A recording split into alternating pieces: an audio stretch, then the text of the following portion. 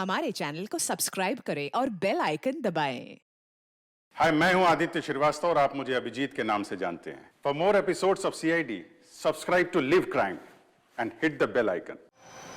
सागर, दीपिका, आज से पहले मैंने इससे भद्दा मजाक कभी नहीं सुना।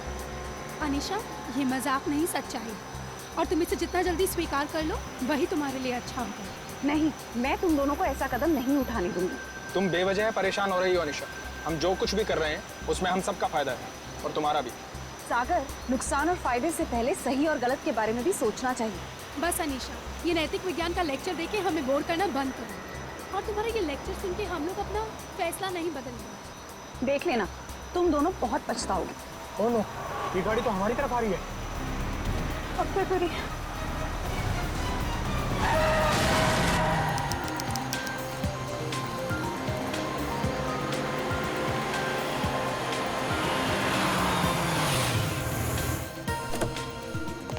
Hello sir. हेलो।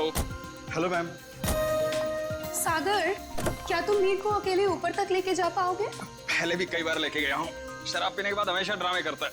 ठीक है, तो मैं सोने जा रही हूँ, मुझे बहुत जोर की नींद आ रही है। अच्छा सुनो, सुबह जल्दी उठ के शादी में जाना है। Okay, good night. Good night. सुबह जल्दी मिलते हैं। सुनो, जल्दी आना, हमेशा की तरह लेट मत करना। ओके। सर, हम आपकी कुछ मदद करें? एक व्हील चेयर ले आओ। व्हीलचेयर की क्या जरूरत है सर? हम दोनों इन्हें ऊपर ले जाते हैं। आपका कमरा नंबर 303 है ना? जितना बोला उतना करो ना। माफ करें सर, अभी लाए।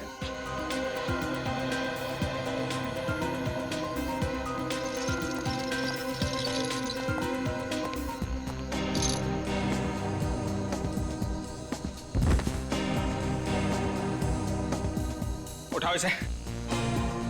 जब सहन नहीं होती तो पीता क्यों है? सर, खाने में कुछ लेंगे? एक सूप ले आओ। Okay sir. सर, इन्होंने सूप ऑर्डर किया। जब से ये लोग इस होटल में रहने आए हैं ना, ऐसा तीसरी बार हुआ है। पता नहीं इतनी शराब क्यों पीते हैं जब पचा ही नहीं सकते।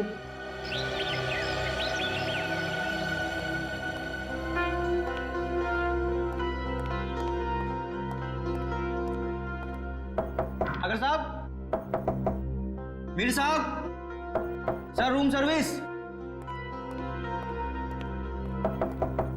साहब, क्या हुआ? दरवाजा नहीं खोले? नहीं, देखना दोपहर हो गई है। लगता है इन्हें रूम की सफाई नहीं करवानी है। हो सकता है शायद सो रहे होंगे। सो रहे होंगे अब तक? हाँ, मैंने सुबह फ़ोन भी किया था नाश्ते के ऑर्डर के लिए, लेकिन उन्होंने फ़ोन नहीं उठाया। और आज तो उनको किसी शादी में भी जाना था सुबह। शादी में भी जाना था और अब तक सो भी रहे? मतलब जरूर कुछ गड़बड़। तुम यहीं रुको, मैं मैनेजर साहब को लेके आता हूँ। ठीक है। मैं दीपिका जी को। साहब, साहब, साहब, दरवाजा खोलिए। देखिए मैडम, दोनों में से कोई भी दरवाजा नहीं खोल रहा है। सागर, सागर, दरवाजा खोलो। मीर, दरवाजा खोलो। सागर, अभी चिंता आ रही है, दरवाजा खोलो। मैम, मिस्टर मीर का तो समझ में आ रहा है, लेकिन सागर जी, वो तो कल रात नशे में भी नहीं थे। मैं फोन करती हूँ। फोन भी नहीं उठा रहे। मैम, अगर आप इजाजत है तो मैं मास्टर की से दरवाजा खोल सकता हूँ। हाँ प्लीज।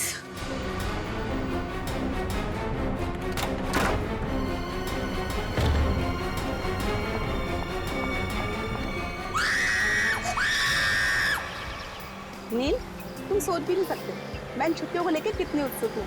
आखिरकार तुम्हारे ऑफिस वाले और मेरे ऑफिस वाले राजी हो ही गए और हमें एक हफ्ते की छुट्टी दे दी। भाई, समझ में नहीं आता कि इंसान अगर दिन में 14 घंटे काम करेगा तो वही अपनी खूबसूरत बीवी के साथ वक्त कब बिताएगा, नहीं? नील, तुम अपनी आंखें सड़क पर रखो। तुम जानते हो ना, तुम जब भी गाड़ी चलाते हो मुझे कितना डर लगता है। अरे तुम बेवजह घबरा रही हो, हाँ? अरे वो देखो, वो क्या है? वहाँ कोई लड़की सच में पड़ी है। देखो देखो। नील, हमें उसकी मदद करनी चाहिए। हाँ। सुनिए, सुनिए, आंखें खोलिए।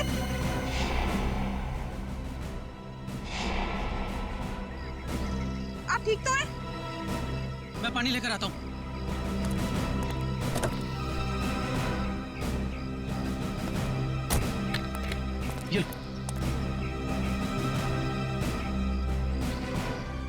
पानी पीजिए।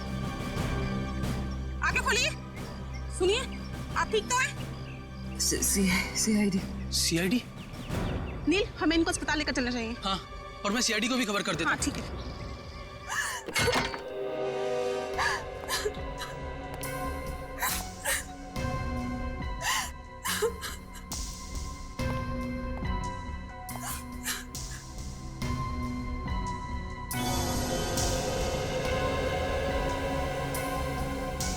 एसी भी ऑन है और खिड़की भी खुली है। आप लोगों में से किसी ने यहाँ किसी चीज को हाथ तो नहीं लगा है? नहीं सर, मैंने बस नब्ज देखी और आपको फोन करके बुला लिया। मुझे तो यकीन ही नहीं हो रहा है कि सागर और मीर नहीं रहे। कल रात तक तो अच्छे भले थे दोनों।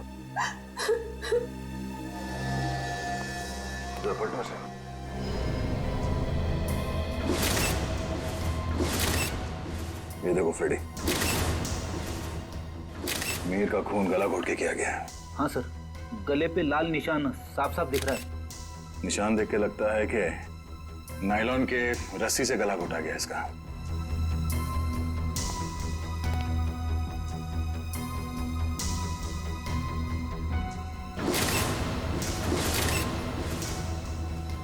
कमाल है, सागर के शरीर पे कहीं भी चोट या जख्म का कोई निशान नहीं है।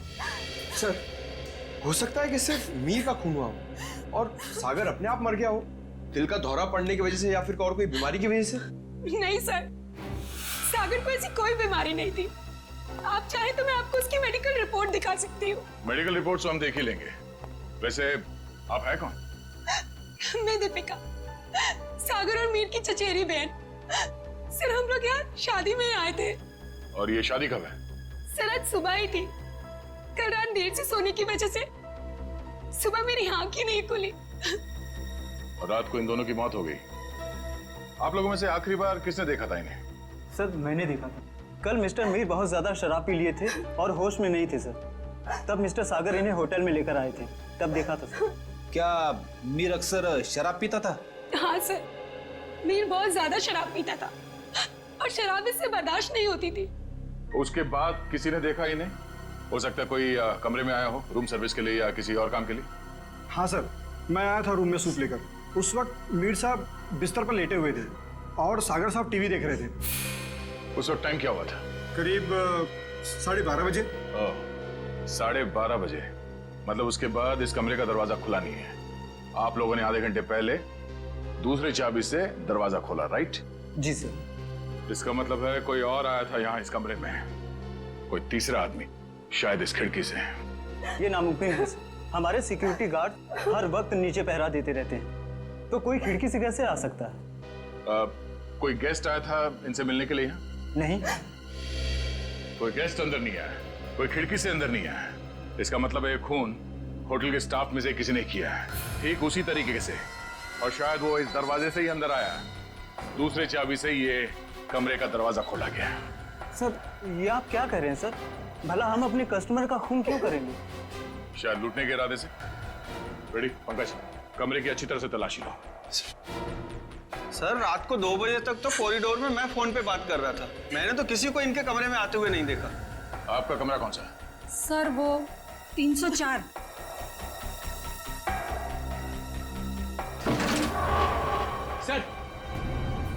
सर, इस ड्रॉर में पैसे मिले सर।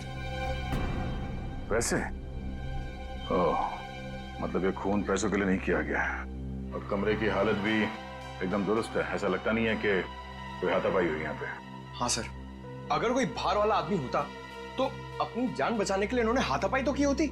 इसका मतलब ये है कि जो कोई भी था वो जान पहचान वाला ही था। क्यों दीपिका जी? सर, आप मुझ पे शक कर रहे हैं? नहीं नहीं, मैं तो सिर्फ कह रहा हूँ कि इस कमरे के अंदर क्या हुआ किसी को नहीं मालूम, एक पहेली है। सर, मोबाइल फोन मिला है। सर, ये तो सागर का फोन है। सागर का फोन? और मीर का फोन मिला? नहीं। मीर का फोन? सर, पता नहीं कहाँ है। कोई बात नहीं, हम पता लगा लेंगे। बड़ी पंकज, आसपास दूसरे कमरों की भी तलाशी लो और यहाँ पे जितने उंगलियों के निशान मिलते हैं सब उठा लो।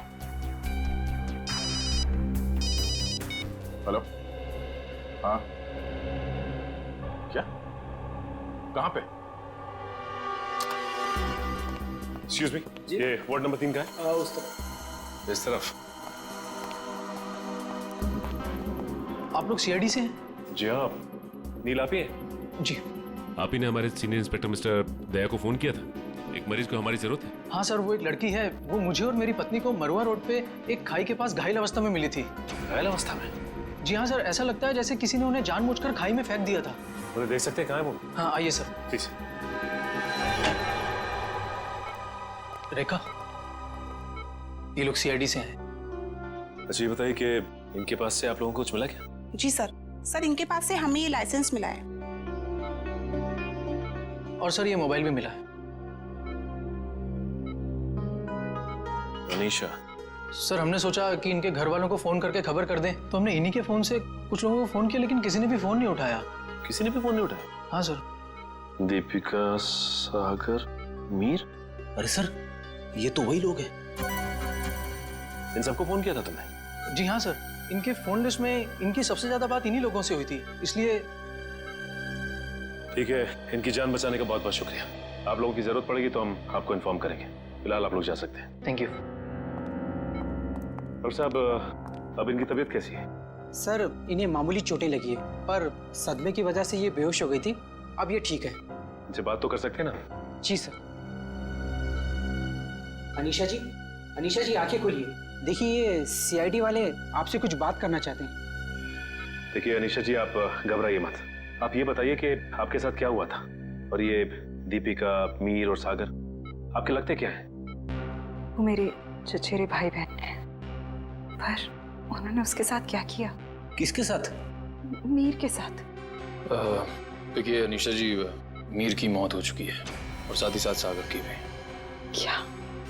हे भगवान, मुझे पहले ही लग रहा था जैसे कुछ गलत होने वाला है। अनीशा जी, आप क्या कहना चाहती हैं? प्लीज साफ साफ कहिए। हमारे एक रिश्तेदार की शादी होने वाली थी। कल रात हम चारों उसी के संगीत के फंक्शन से वापस लौट रहे थे, तभी मरुआ रोड पे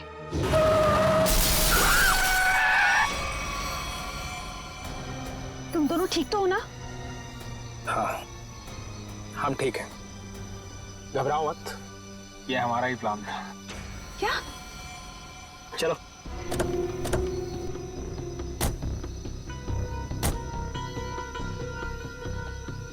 मीर का मोबाइल फोन रास्ते में कहीं फेंक देना, और ध्यान रहे जब तक हमें हमारा पैसा ना मिल जाए मीर बेहोश ही रहना चाहिए। ये लो नया सिम कार्ड। मीर के परिवार वालों से फिरौती की मांग इसी नंबर से करनी है। और हाँ, हमें फोन मत करना, वक्त आने पर हम लोग खुद कांटेक्ट करेंगे। नहीं, मैं तुम दोनों को ऐसा कुछ नहीं करने दूंगी। मीर हमारा चचेरा भाई है। अनीशा, तुम हमारे प्लान में दखलंदाजी मत करो, वरना क्या?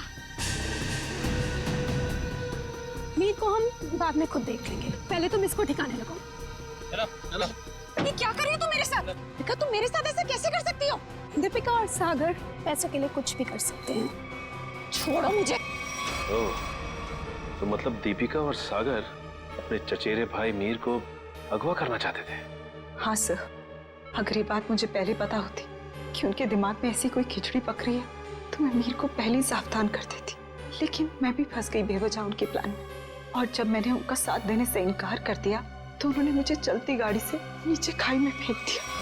क्या जमाना आ गया है, रिश्तेदार एक दूसरे के साथ ऐसी घिनौनी हरकत कर सकते हैं? वो तो अच्छा हुआ, वहाँ एक पेड़ की वजह से मैं खाई में नीचे गिरते गिरते बच गई, वरना मैं भी मीर के साथ मारी जाती। मगर सागर की मौत कैसे हुई?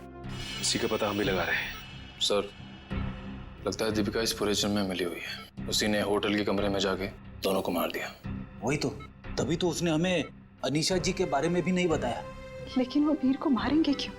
वो तो सिर्फ उससे पैसे चाहते थे। तभी तो वहां पे उन्होंने कुछ गुंडों को भी बुलाया था, जिससे कि मीर को पता ना चल पाए कि उसे अगवा किया किसने।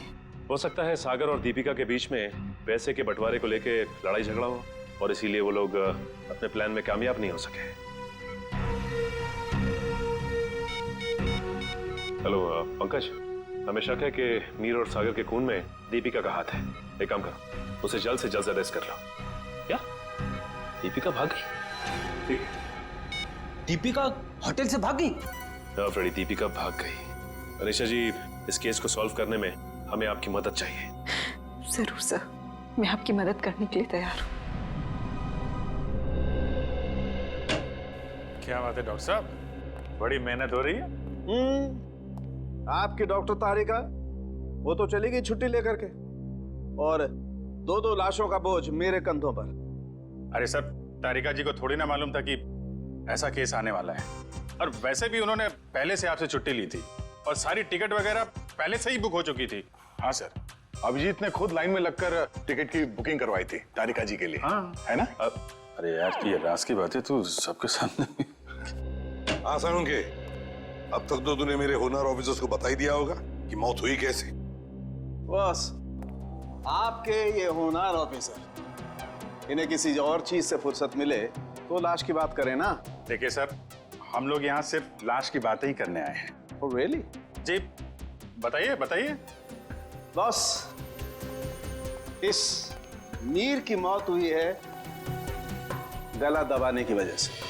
किसी ने बहुत ही होशियारी के साथ इसकी जैगुलर वेन को दबा दिया और तोड़ दिया, और ये काम किसी एक्सपर्ट का है। वो अच्छी तरह से जानता है कि गले के कौन से हिस्से को दबाने से जल्दी से मौत हो जाएगी। मीर ने शराब भी पी रखी थी ना? शराब भी पी रखी थी, और मीर के खून में मुझे एक ड्रग मिली, डोडीन नाम की ड्रग, जो इंसान को बहुत गहरी नींद में सुला देती है। जब इस मीर का खून हो रहा होगा ना, इसे पता भी नहीं चला होगा। ये मीर होटल जाने से पहले संगीत के फंक्शन में गया था, शायद वहीं किसी ने इसे ये ड्रग दी होगी। नहीं, मीर की मौत हुई कब? मीर की मौत हुई है लगभग 16 घंटे पहले। 16 घंटे पहले? मतलब जब सागर मीर को व्हील चेयर के ऊपर बिठाकर होटल के अंदर ले जा रहा था, तब तक ये मीर मर चुका था? बिल्कुल दया। इनफैक्ट सागर मीर को नहीं, मीर की लाश को कमरे में ले जा रहा था। तो फिर सागर की मौत कब हुई? सागर की मौत हुई है मीर की मौत के ठीक 12 घंटे के बाद, और सागर की बॉडी पर कहीं किसी किस्म की चोट के निशान नहीं। तो फिर इसकी मौत हुई कैसे साळुंखे? इसकी मौत हुई है सफोकेशन की वजह से। किसी वजह से इसका दम घुट गया, ऑक्सीजन ने इसके फेफड़ों में जाना बंद कर दिया, और इसी वजह से सागर की मौत हो गई। पर सर, सागर का दम घुटा कैसे? ये पता लगाना भी बाकी है, लेकिन हाँ, फिलहाल मैं आप लोगों को एक बहुत अहम सुराग दे सकता हूँ। क्या क्या सुराग? एक मिनट।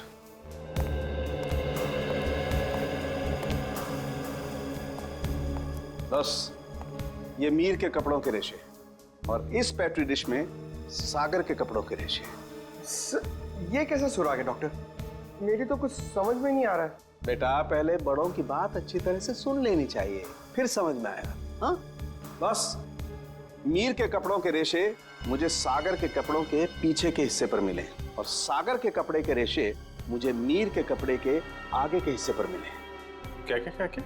मीर की शर्ट के रेशे सागर की शर्ट की पीठ की तरफ, और सागर की शर्ट के रेशे मीर की शर्ट पे आगे की तरफ। आप हमें सुराग दे रहे हैं या हमारी उलझनों को और बड़ा कर रहे हैं? अभिजीत, हर बंद ताले को खुलने के बाद एक नए सुराग का दरवाजा खुलता है। फिलहाल इस ताले की चाबी ढूंढनी है। ये पता लगाना है कि इन दोनों के कपड़ों के रेशे एक दूसरे के कपड़ों पर आए तो आए कैसे। पता लगा लेंगे साळुंखे। जब तूने इतना सब पता लगा लिया है तो फिर इसके आगे का हम पता लगा ही लेंगे। सर, उस दीपिका का कुछ पता नहीं चल रहा है सर। वो ना तो अपने घर गई, ना कोई सहेली के पास, और तो और सर, उसने अपना फोन होटल के बाहर ही कहीं फेंक दिया ताकि हम लोग उसका पीछा ना कर सके। इसका एक ही मतलब हो सकता है कि दीपिका का कोई ना कोई संबंध जरूर है मीर के खून के साथ, इसीलिए तो वो गायब हो गई। सर, अगर ऐसी बात है तो दीपिका को पहले ही गायब हो जाना चाहिए था। वो हमसे मिली क्यों? शायद उसे ये पता नहीं था कि सागर की भी मौत हो जाएगी, और जैसे सागर की मौत होगी सारी बाजी पलट गई। और फिर अनीशा ने भी तो ये कहा था ना। हाँ सर, अनीशा को भी मालूम नहीं है दीपिका कहाँ जा सकती है, और मीर को संगीत समारोह में ड्रग किसने दिया ये भी वो नहीं जानती। सर, लगता है सागर और दीपिका के मिली भगत में ये बेचारी अनीशा बेवजह फंस गई है। सर, हाँ। सर, सागर के फोन रिकॉर्ड्स मिल गए, लेकिन रिकॉर्ड्स में एक बहुत अजीब बात है। क्या? सर, यही कि कल रात से लेकर आज सुबह 6 बजे तक सागर को मीर के नंबर से कॉल्स आए हैं। मीर? ये कैसे हो सकता है सर? मीर तो मर चुका है, फिर उसका नंबर कौन यूज कर रहा है? सीधी बात है, अगर मीर मर चुका है तो फिर उसका फोन कौन इस्तेमाल कर सकता है? वो खूनी इस्तेमाल कर सकता है ना सागर को फोन करने के लिए। तभी मीर का फोन मिला नहीं हमें होटल के कमरे में से। शायद ये फोन दीपिका के पास ही है सर। ये देखो, सागर की मौत के कुछ ही मिनट पहले उसे एक अनजान नंबर से फोन आया था, अनजान नंबर से। अनजान नंबर? सर फिर तो सागर की मौत का और इस अनजान नंबर वाले का कुछ ना कुछ संबंध तो है। पता लगाना पड़ेगा इन दोनों फोन्स के बारे में, मीर का फोन नंबर और फिर इस अनजान नंबर के बारे में।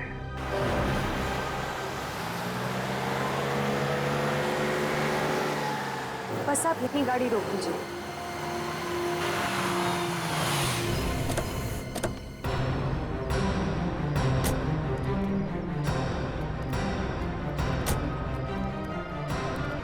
हाँ निशा, क्या ये वही जगह है?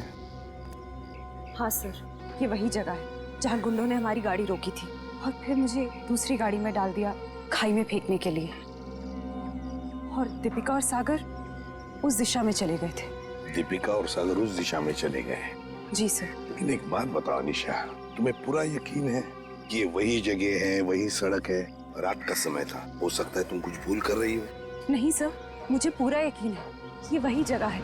जब गुंडे हमारी गाड़ी के आगे आए थे तो हमारी गाड़ी वो पेड़ से टकराई थी। उस पेड़ से? जी सर।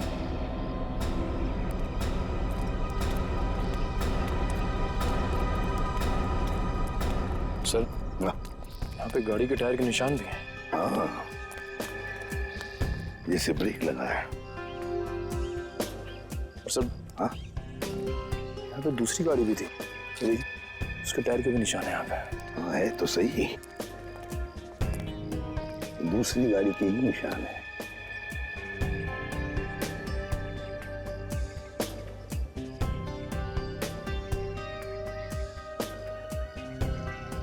ये देखो, कांच के टुकड़े, कांच के टुकड़े। सर शायद मीर और दीपिका की गाड़ी के होंगे। हाँ हो सकता है। लेकिन सर, उनकी गाड़ी जब होटल में आई थी तो सही सलामत थी। वही तो फ्रेडी, वही तो। जब उनकी गाड़ी होटल में आई थी तो बिल्कुल सही सलामत थी। जरूर गाड़ी की मरम्मत की गई होगी, क्योंकि जब हमने गाड़ी होटल पर देखी तो बिल्कुल वैसे के वैसे थी जैसे कुछ भी नहीं हुआ था उस गाड़ी को। ये कुछ और ही चक्कर है।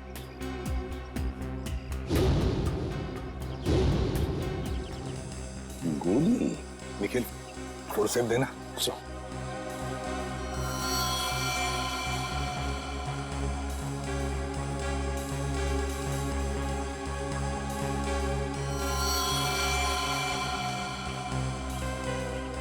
गोली चली है यहाँ पर। अनीशा, जब गुंडों के साथ मुठभेड़ हुई तब क्या किसी ने गोली चलाई थी या गोली चली थी? नहीं सर, मेरे सामने तो नहीं चलाई, पर हो सकता है मेरे जाने के बाद चली हो। तुम्हारे जाने के बाद? अनीशा के जाने के बाद गोली चली थी?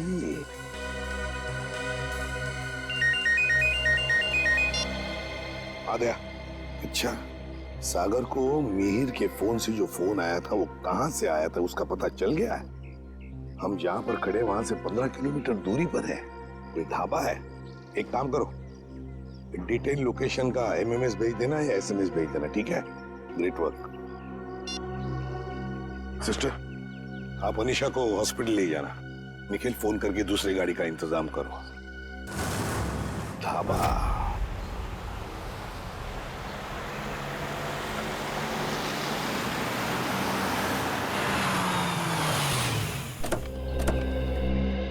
ये है वो प्रकाश ढाबा, यहां से किया गया था सागर को फोन। आइए आइए साहब, क्या खिलाऊं आपको? दाल मखनी, कढ़ाई पनीर या फिर सरसों का साग?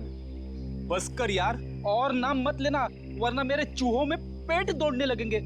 सॉरी सर, मेरे पेट में चूहे दौड़ने लगेंगे। तो अच्छी बात है ना साहब, हमारा धंधा और बढ़ेगा। देखो, हम यहाँ खाना खाने के लिए नहीं, तहकीकात करने के लिए आए हैं। हम लोग सीआईडी से हैं। सीआईडी? तू चुप रहे छोटू। साहब, हुआ क्या है? हमने तो कुछ नहीं किया।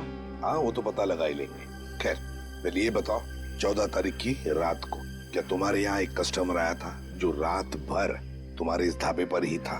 रात भर? हाँ, रात भर 10 बजे से लेके 6 बजे तक। क्या वो रात भर फोन पे ही बात कर रहा था? साहब, ढाबे पे तो नहीं था, पर हाँ, सड़क के उस पार एक गाड़ी खड़ी थी जिसके अंदर एक आदमी बैठा था और वो किसी से फोन पे बात कर रहा था। तो क्या तुमने उसे अच्छी तरह से देखा? नहीं साहब, अंधेरा था इसके लिए चेहरा नहीं देख पाया। अच्छा, क्या वो अकेली गाड़ी में था या उसके साथ कोई और भी था? उसके साथ ड्राइवर था साहब, वो 2-3 दफा चाय लेने आया, खुद के लिए और वो दूसरे आदमी के लिए भी। और हाँ साहब, उसने कैंची भी तो मांगी थी। हाँ, कैंची मांगी थी? वो किस लिए? क्या मालूम साहब, बड़ा ही अजीब था वो ड्राइवर। गाड़ी से उतरा, मिट्टी और पत्थर जमा करके फिर से गाड़ी में बैठ गया।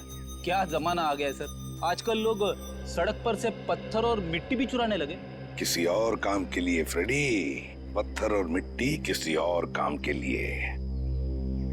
क्या वो ड्राइवर भी फोन पे बात कर रहा था? नहीं साहब, जो पीछे बैठा था वही आदमी बात कर रहा था। ड्राइवर को तो तुमने अच्छी तरह से देखा है ना? हाँ। तो हमारे लिए उसका एक स्केच बनवाओ, ठीक है? हाँ।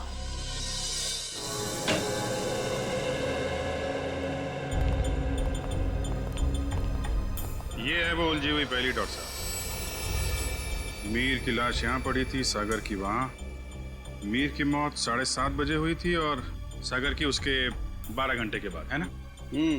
और मीर की मौत की वजह है नायलॉन की रस्सी से गला दबाना, सागर की मौत की वजह है दम घुटना। और अभिजीत, कमरे में कोई तीसरा आदमी था नहीं, क्योंकि कमरे का दरवाजा अंदर से बंद था। सर, इस केस में सबसे अजीब बात तो यह है कि सागर ने मीर की लाश के साथ 12 घंटे क्यों गुजारे? और सर, मीर का खून सागर ने किया होता तो वो लाश को वापस होटल में लाने का खतरा क्यों उठाता? अक्सर खूनी खून करने के बाद लाश को किसी सुनसान जगह फेंक देता है। तुम दोनों के सवालों का जवाब इस चलते हुए एसी और इस खुली हुई खिड़की के बीच छुपा हुआ है, जो दया को क्राइम सीन पे दिखाता है। सर, ये भी तो हो सकता है कि सागर का दम घुट रहा हो और उसने खिड़की खोल दी हो ताकि खुली हवा में सांस ले सके। नहीं सचिन, बात इतनी आसान नहीं। मैंने बताया था ना आप लोगों को कि मुझे मीर की कमीज पर सागर की शर्ट के रेशे और सागर की शर्ट पर मीर की कमीज के रेशे मिले। दोनों की कमीजों पर एक दूसरे के कपड़े के रेशे हैं। Yes sir. सर, ये दोनों की कमीज पे एक दूसरे का धागा मिलना, चलते हुए एसी के बाद भी खिड़की का खुला हुआ होना, ये एक ही बात की तरफ इशारा कर रहा है। और वो क्या है? कि सागर ने मीर की लाश को दोबारा यहाँ लाने का खतरा इसलिए उठाया ताकि वो मीर की मौत को हादसा या फिर खुदकुशी का रूप दे सके। यानी सर, सागर ने पहले लाश को उठाया और फिर खिड़की से बाहर फेंकने की कोशिश की। एग्जैक्टली। उसने सोचा होगा कि सबसे कह दूंगा कि शराब के नशे में मीर खिड़की के नीचे गिर गया, लेकिन इसके पहले कि वो अपने प्लान में कामयाब हो पाता, उसकी मौत हो। हाँ सर, ये गुत्थी आधी तो सुलझ गई, लेकिन एक बात समझ में नहीं आई कि इस कमरे में सागर और मीर के अलावा कोई भी नहीं था, तो फिर सागर की मौत अचानक कैसे हुई? सचिन, उसकी मौत का राज उस अनजान फोन कॉल में छुपा हुआ है जो उसे सुबह सुबह आया था। हाँ पंकज, अनजान कॉल का पता चल चुका है कहां से की गई थी? Very good. कौन सी जगह? Jhula tower. Okay okay okay okay, thank you very much Pankaj, thank you. जी, झूला टावर तो वो रही बिल्कुल सामने, जो अभी तक पूरी बनी भी नहीं है। या डॉक्टर साहब, सर आप यहाँ देखिए, तब तक हम लोग झूला टावर का चक्कर मार के आते हैं, देखते हैं वहां पे क्या हुआ था।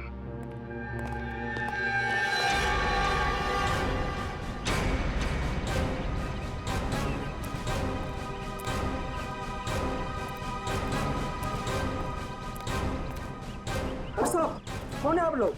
कहाँ जा रहे हैं? सीआईडी से हम लोग, हमारी ससुराल वाले। सीआईडी?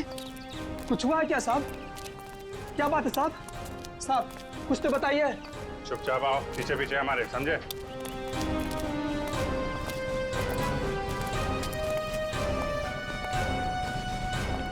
ये देखो, यहाँ से कमरा नंबर 303 बिल्कुल साफ साफ दिख रहा है। जरूर उस आदमी ने सागर को यहीं से फोन किया होगा। परसों रात तुम ही ड्यूटी पे थे यहाँ पे? हाँ साहब, मैं तो हर रात यहाँ ड्यूटी पर ही रहता हूँ। तो जरा ठीक से याद करके बताओ, परसों रात यहाँ पे कोई अजनबी आया था इस बिल्डिंग में? साहब, कुछ कॉलेज के बच्चे थे, कह रहे थे किसी पिक्चर की शूटिंग करनी है। पिक्चर की शूटिंग? कौन सी पिक्चर, क्या बताया उन लोगों ने? उन्होंने कहा तो छोटी सी पिक्चर की शूटिंग करनी है कॉलेज के एग्जाम के लिए। उन्होंने मुझे 15,000 रुपये दिए और तुमने उन्हें अनुमति दे दी यहाँ शूट करने की? जी, मुझे लगा मेरी और मेरे बच्चों की मदद भी हो जाएगी। और खूनी की भी। खूनी? हाँ खूनी। तुम ही बताओ, उन लोगों का नाम नंबर कुछ है तुम्हारे पास? नहीं साहब। अच्छा ये बताओ कि वो बच्चे आए कैसे? साहब, वो लोग नीले रंग की गाड़ी में आए थे। नीली गाड़ी? गाड़ी का नंबर क्या? गाड़ी का नंबर याद नहीं। बहुत अंधेरा था। अच्छी चौकीदारी कर रहे हो। उनका नाम पता तक नहीं लिया तुमने, सिर्फ गाड़ी का रंग याद है बस। गलती हो गई साहब। पर हाँ साहब, एक बात है जो शायद आपको कुछ काम आ जाए। क्या बात? साहब, वो लोग उस कैमरे की बात कर रहे थे जो अपने साथ लेकर के आए थे। कह रहे थे महंगा है, संभाल के रखना, भाड़ा देना है। भाड़े का कैमरा? सर, श्रेया और पंकज लगे हुए हैं कि स्टूडेंट्स ने फिल्म का कैमरा कहां से किराए पे लिया था। गुड। और दया, ड्राइवर का स्केच बन गया? हाँ सर, वो स्केच हमने सभी एम्प्लॉयमेंट एजेंसी में भेज दी है। बहुत जल्द उसकी पहचान हमारे सामने होगी। तू यहाँ? हाँ यार, लैब में बैठा बैठा बोर हो रहा था। मैंने सोचा आप लोगों के साथ ब्यूरो में चल के चाय पी लेता हूँ। अरे चाय तो हम आपको जरूर पिलाएंगे डॉक्टर साहब, लेकिन ऐसा कौन सा सबूत हाथ लग गया है जो आप भागे भागे यहाँ चले आए? सुराग हाथ में तो नहीं लगा है अभिजीत, लेकिन लगने वाला है। ये देखो, ये चार्ट देख रहे हो? ये तो कोई कैलकुलेशन चार्ट लगता है। किस चीज का चार्ट है ये? बॉस, ये मीर और सागर की मौत का कैलकुलेशन चार्ट है। अगर मेरी कैलकुलेशन सही निकल गई ना, तो इस सागर के दम घुटने का राज यूं पता चल जाएगा, यूं। सर, आइए। सर, ये मिस्टर सोहन है। उन कॉलेज स्टूडेंट्स को कैमरा किराए पे इन्होंने ही दिया था। कौन से कॉलेज के स्टूडेंट्स थे वो? Sir, QR institute of medical science and research centre. ये मेडिकल कॉलेज के बच्चों को फिल्म मेकिंग में कहां से इंटरेस्ट होने लगा? कितने लोग आए थे? सर, 4 स्टूडेंट्स थे। 4 लोग? तो उनमें से किसी ने तो अपना नाम बताया होगा। हाँ सर, एक लड़के ने अपना नाम और नंबर दिया था। क्या नाम है उसका? सुनील। सर, नंबर बंद आ रहा है उसका। रास्ते भर ट्राई कर रहा था मैं। जरूर इस मेडिकल स्टूडेंट में से कोई है जो इन दोनों पर नजर रख रहा था, मीर और सागर पर। हाँ सर, और सुबह जिस प्राइवेट नंबर से सागर को फोन आया था वो भी इनमें से किसी ने किया होगा। बस इस मेडिकल कॉलेज में जाकर इन स्टूडेंट्स से मिलो, जरूर कोई ना कोई सुराग तो मिलेगा ही मिलेगा। हेलो,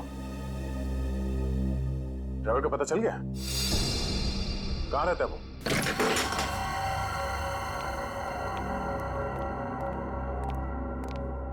ये ड्राइवर चंदन, लगता है 9 तो 11 हो गया। तो ढूंढो।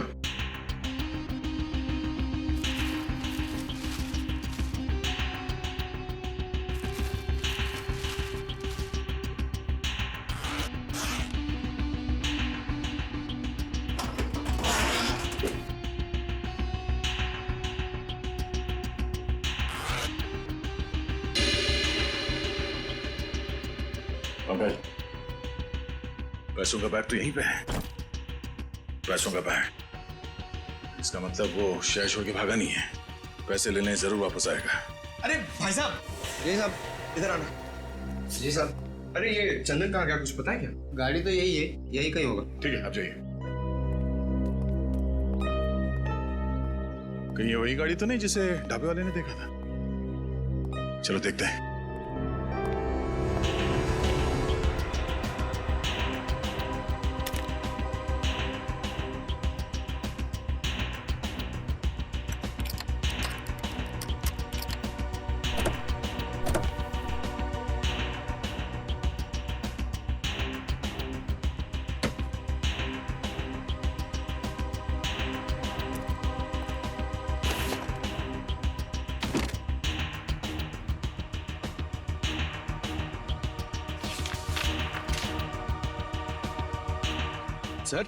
सर, ये गाड़ी दीपिका की है। ये देखिए पेपर। दीपिका की गाड़ी? और ये देखो, पत्थर पे सूखा हुआ खून। शायद ये वही कंकड़ पत्थर है जिन्हें ड्राइवर ढाबे के पास इकट्ठा कर रहा था।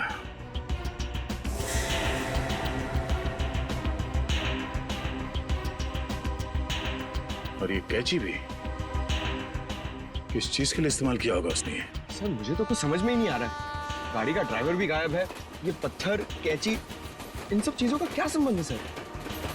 पंकज, वो भी पता चल जाएगा कि जो कोई भी इस गाड़ी के पिछले सीट में बैठा था वही पूरी रात मीर के फोन के जरिए सागर से बात कर रहा था। और अब ये सूखा हुआ खून बहुत जल्द हमें उसकी असली पहचान बता देगा। करण, तू 2 दिन से क्लास क्यों नहीं आ रहा? प्रोफेसर अमन बहुत नाराज हो रहे थे। क्या करूं यार, बुखार उतर ही नहीं रहा। लगता है मुझे फ्लू हो गया। बुखार? इसका माथा तो बिल्कुल ठंडा है। सर, तुम चारों ने अपने आप को बहुत बड़ी मुसीबत में डाल लिया है। कैसी मुसीबत सर? का जवाब मैं नहीं, सीआईडी देगी। सीआईडी? बिरजू, आप सब लोग यहाँ? बहुत बड़ी भूल हुई जो तुम लोग को वहाँ शूटिंग करने दी। सीआईडी के चक्कर में फंस गया मैं। लेकिन सीआईडी क्यों? शूटिंग करना कोई गैर कानूनी काम थोड़ी है। शूटिंग करना गैर कानूनी नहीं है, लेकिन खूनी की मदद करना गैर कानूनी है, और इसके लिए तुम सबको जेल हो सकती है, समझे? सर, खून? हमने किसी खूनी की मदद नहीं की सर। जिस वक्त तुम लोग बिल्डिंग में शूटिंग कर रहे थे, उसी वक्त बिल्डिंग के सामने वाले होटल रॉयल मून में एक जुर्म को अंजाम दिया जा रहा था, और इस काम में तुम में से किसी ने खूनी की मदद की है। नहीं सर, हम ऐसा क्यों करेंगे?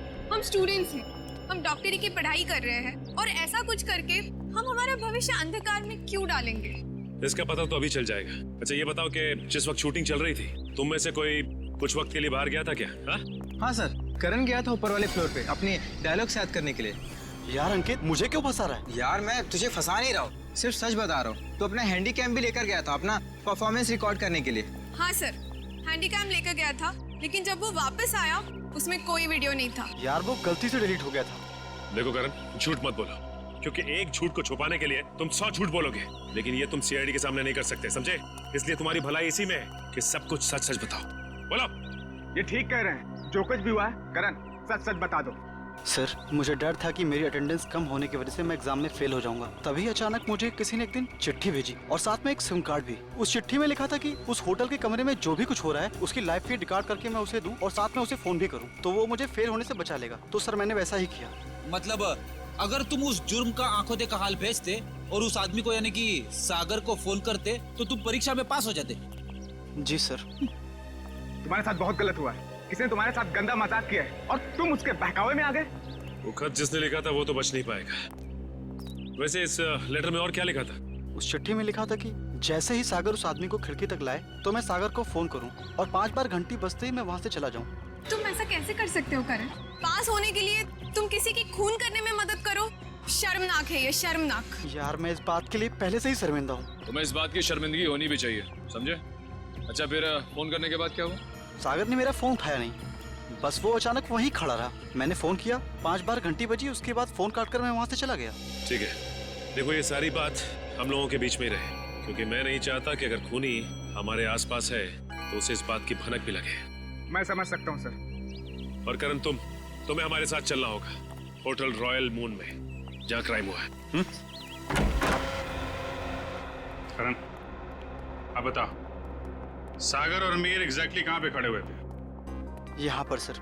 मीर सागर के कंधों पर झूल रहा था। और तुमने सुबह 6 बजे के करीब उनको फोन किया? जी सर। करण, ये समझो कि तुम सागर हो और इंस्पेक्टर सचिन मीर है। ठीक से याद करके बताओ कि सागर ने मीर को कैसे उठा रखा? आप अपनी बाजू यहाँ पर रखिए। इसे?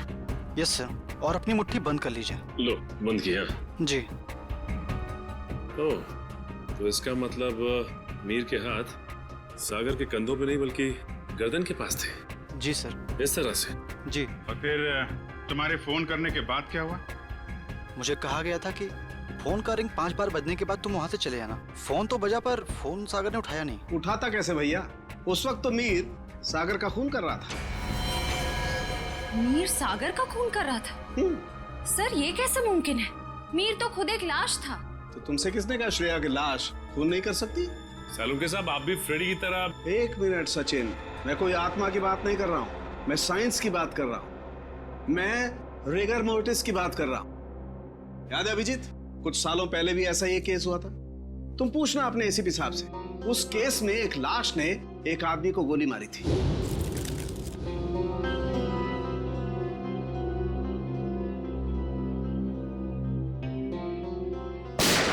मैं भी यही सोचा था डॉक्टर साहब। अब इसे संयोग कहिए या बुरे काम का बुरा नतीजा, जिस वक्त सागर मीर की लाश को नीचे फेंकने वाला था, रिगर मोर्टिस सेट हो रहा था। उसने सागर के गर्दन को जकड़ा और दम घुटने की वजह से सागर की मौत हो गई। एग्जैक्टली हुआ कुछ ऐसा होगा, सागर कमरे में आया और किसी के फोन का इंतजार करने लगा, जो उसे बताने वाला था कि उसे एग्जैक्टली करना क्या है।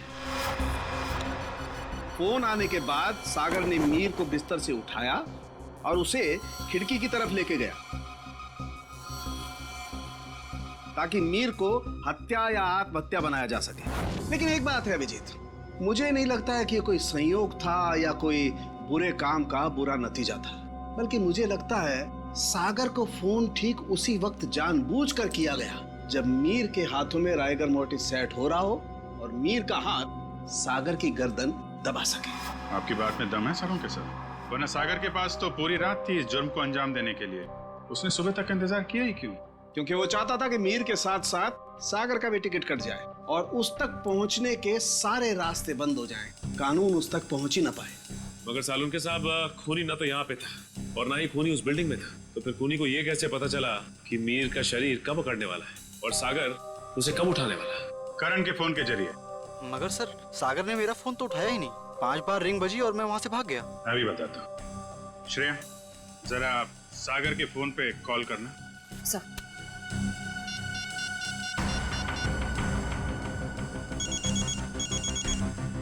ठीक है। सचिन, अब जरा तुम कॉल करना।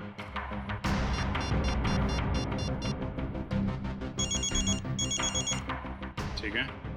करण, अब तुम अपने फोन से सागर को कॉल करो।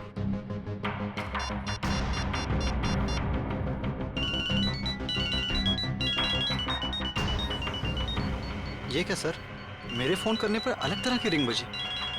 जी हाँ, बिल्कुल अलग तरीके की रिंग। एक ऐसी रिंग जिसने सागर को सम्मोहित कर दिया, हिप्नोटाइज। तभी तो वो तुम्हारा फोन नहीं उठा पाया। सर, इतनी बड़ी साजिश? बिल्कुल श्रेया, ये मुजरिम कोई साधारण आदमी नहीं है, ये कोई एक्सपर्ट है, एक्सपर्ट जिसे रिगर मोर्टिस की बहुत अच्छी जानकारी है और लोगों को सम्मोहित करने की भी। ये कहीं करण के कॉलेज का कोई प्रोफेसर तो नहीं, कोई एक्सपर्ट? आज सारे स्टूडेंट्स सही समय पर आ गए। Very good. सर, क्या आप आज हमें पूरी प्रक्रिया दिखाने वाले? जी, भविष्य में जो भी फॉरेंसिक डॉक्टर बनना चाहते हैं उनके लिए आज की क्लास बहुत ही महत्वपूर्ण है। लगता है मैडम आ गई। ऑफिसर्स, आप लोग यहाँ? जी हाँ, हमने सोचा कि क्यों ना हम लोग भी फॉरेंसिक साइंस की ABCD सीख लें। हाँ, शायद किसी को इम्प्रेस करने के काम आ जाए। हैं? क्यों अभी जी? वैसे प्रोफेसर रमन, आज बच्चों को क्या पढ़ाया जा रहा है? सर, आज रिगर मोर्टिस की क्लास है। ओह, रिगर मोर्टिस। जी सर। यानी लाश की अकड़न के विभिन्न स्तर विद्यार्थियों को सिखाए जाएंगे, हैं? जी सर, इसलिए हमने खास तौर पर इस विषय के विशेषज्ञ को बुलाया है। अच्छा, कौन है ये विशेषज्ञ, ये एक्सपर्ट? जरा हमारी भी मुलाकात करवा दीजिए इनसे।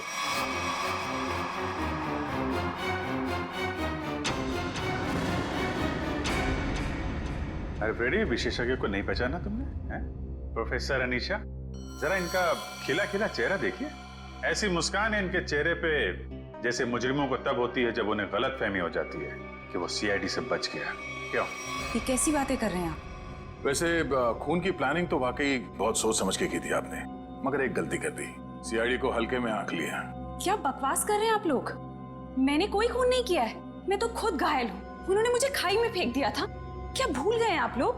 हम कुछ नहीं भूले, शायद आपकी याददाश्त कमजोर है। क्या मतलब? मतलब यह कि आपको खाई में फेंका नहीं गया था, आप खुद उतरी थी वहां पे।